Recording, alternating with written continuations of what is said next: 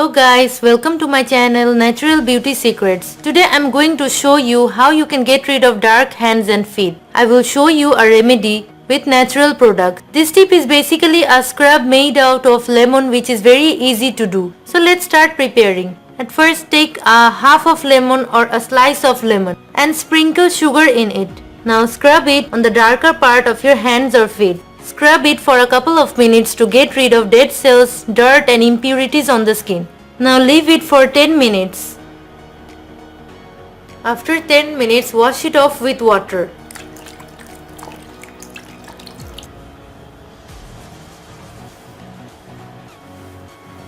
After pat drying your skin, apply moisturizer to it. Also avoid going out in the sun for at least 2 to 3 hours after using this lemon pack on the skin. Repeat the same process regularly for once a week to get rid of the dark hands and feet. Thanks for watching my video. Please like, comment and share this video. And don't forget to subscribe my channel Natural Beauty Secrets to get more amazing beauty tips. Thank you. Bye bye.